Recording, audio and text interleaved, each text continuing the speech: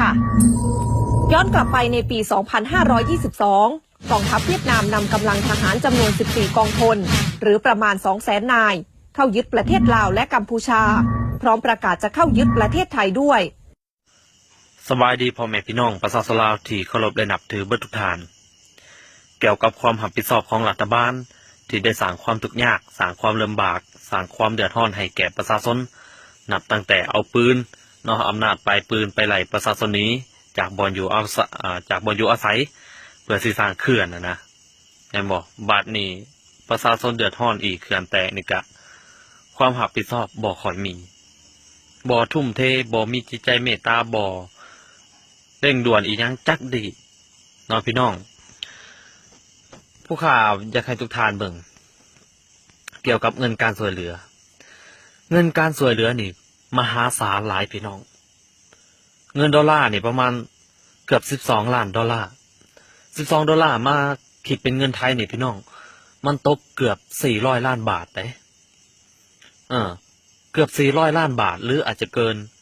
ผู้ข่าวลองคิดเบิ่งแล้วก็เงินบาทอีก27 ล้านบาทเงินกีบอีกพี่น้อง15 ตื้อกีบบ่มันบ่แม่นน้อยๆแล้วมันมหาศาลหลายแต่รัฐบาลเอาไปใส่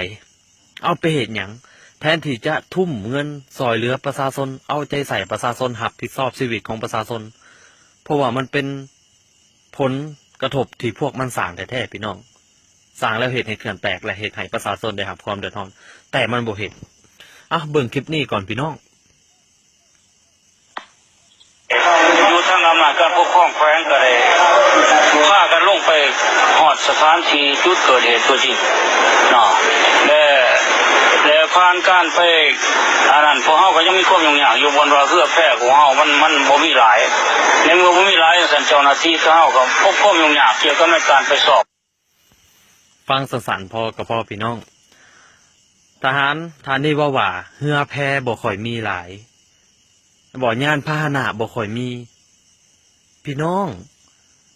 เงินตั้งหลายล้านบาทนะเงินพี่น้องกะซื้อไปตัวกะทุ่มเงินไปตัวมันขาดเคินอะไรก็ไปซื้อมาแป๊บเดียวน่ะมันก็ได้แล้วที่สิเอามาซอยประชาชนน่ะมันบ่ยากดอกถ้าอยากเฮ็ดนะแต่ผู้ค้าไปเฮ็ดแล้วพวกนี้บ่ค่อยอยากเฮ็ดอีหยังพี่น้องอย่างเช่นเรืออันนี้ก็ได้นี่ผู้ค้าเอาให้เบิ่งเรืออันนี้เป็นเรือสะเทือนน้ำสะเทือนบกสิขึ้นทางเทิงก็ได้แล่นในดินก็ได้เพราะว่ามันบ่ได้ใส่ใบพัดมันใส่พลังลมเห็นบอกมันไปได้เบิดเขตน้ำท่วมที่มันเป็นขี้ตมน่ะเงินมีเถอะน้องเงินมีพี่น้อง11 ล้านดอลลาร์12 ล้านดอลลาร์กะจาก1 ล้านดอลลาร์เนี่ยซื้อเรือไปซะมันก็ได้แล้วมาซอยประชาชนมันก็เฮ็ดให้การเข้าถึงประชาชนน่ะเข้าไปถึงเข้าไปทั่วถึงพี่น้องสิเอาเครื่องขอไปบริจาคสิไปซอยคนหาจังซี่อีหยังก็ง่ายเห็นบ่จัก1 ล้านดอลลาร์2 ล้านดอลลาร์ก็ทุ่มไปเพื่อซื้อเรือซื้อยานพาหนะซื้อแพซื้ออีหยังกะแต่อันนี้บ่เฮ็ดเก็บไว้เฮ็ดหยังเงินซอยเหลือน่ะเขาให้เอามาซอยเหลือได้บ่แม่นว่าให้มาเอาแหละเอาเข้าถุงตัวเองอีกอย่างนี่พี่น้องเรืออันนี้น่ะ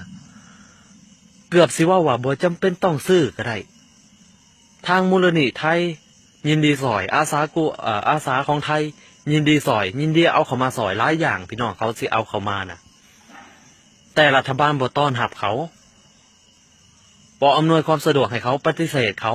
เป็นพวกบ่มีน้ำใจน่ะเป็นพวกมีอคติเป็นพวกที่บ่มีหัวคิดเขาสิเอามาซอยนี่คนลาวแบบฟรีๆบ่ต้องซื้อดอกด้วยจิตใจอาสาของเขาหวังแต่ว่าคนลาวทุกข์ยากอยากซอยขอเพียงให้เขาพ้นทุกข์เท่านั้นแต่พวกนี้ยังกีดกันพี่น้องและเงินมหาศาลมันก็บ่เฮ็ดอีหยังกับเบิ่งเลยนี่นะให้เบิ่งพี่น้องให้เบิ่งนี่เกี่ยวกับบ่อนอยู่อาศัยคือกันผู้ข่าให้เบิ่งภาพนี้ก่อนพี่น้องบ่อนอยู่อาศัยแต่ก่อนพี่น้องนี่เป็นสภาพแบบนี้รัฐบาลลาวบ่เบิ่งแยงอีหยังจักดีแทนที่ว่าจะจัดหาบ่อนอยู่ซื้อเต้นบ่เงินเขาบริจาคเอาไปซื้อเต้นบ่จัก1 ล้านดอลลาร์3 ล้านดอลลาร์แบ่งไปใส่จ่ายไปซื้อบ่อนอยู่ซื้ออีหยังสัวเขามาให้ประชาชนมันบ่เฮ็ดให้ประชาชนมาอยู่แบบนี้นะจักมือพี่น้องเป็น20 กว่ามือบ่หลังจากเขื่อนแตกนะ ให้อยู่แบบนี้มันก็อยู่แบบนี้มันก็ทนเบิ่งรัฐบาลนะบ่เฮ็ดอีหยังจนรัฐบาลออสเตรเลียทนบ่ไหวจึงได้ส่งเครื่องของส่งพวกเต้นพวกบอลอยู่สัวข้าวมาให้นี่ใส่ยนต์มาใส่ยนต์อันนี้ทางหลังมานี่ใส่ยนต์ทางหลังมาให้บอกประชาชนจึงได้มีบอลอยู่ไหมถ้าบ่ซั่นประชาชนบ่ได้มีบอลอยู่แบบนี้ได้รัฐบาลบ่ได้หัวซาได้เฮายังเบิ่งอยู่ว่ามันเฮ็ดอีหยังอยู่เงินมหาศาลเขาซอยมหาศาลเอาไปใส่เอาไปเฮ็ดหยังจนเขาทนบ่ไหวเขามาเห็นประชาชนลาวทุกข์ยากลำบากรัฐบาลออสเตรเลียจึงเอามาให้แต่รัฐบาลเฮ็ดอีหยังอยู่พี่น้องที่พวกข้าไปเห็นผ่านมาคือสิบ่ได้เฮ็ดอีหยังหลายดอกพวกนี้นะที่มันซอยนะมาม่าปลากระป๋องประมาณนั้นดอกพี่น้องให้พวกเขาคิดเบิ่งน้ำใจนะแต่ว่ารัฐบาลปฏิเสธน้ำใจผู้ที่อยากมาซอยด้วยจิตใจที่แท้แต่ว่าตัวเองบ่มีปัญญาเบิ่งประชาชนบ่มีอีหยังประชาชนแถมบ่ได้เอาใจใส่ประชาชนผู้ข่าวเว้าแบบนี้โลดบ่ได้เอาใจใส่ประชาชนอีหยังจักดีถ้ามันเอาใจใส่ประชาชนมันก็เฮ็ดแล้วพี่น้องเงินบริจาคบ่อึดบ่อยากกระทุ่มไปตัวเพื่อสิซอยประชาชนสิเฮ็ดหยังก็เฮ็ดสิซื้อเครื่องจักรอีหยังก็ซื้อเงินเขาซอยมาแหละบักหลายๆล้านเฮ็ดอีหยังก็ได้หลายอย่างพี่น้องแต่รัฐบาลบ่เฮ็ด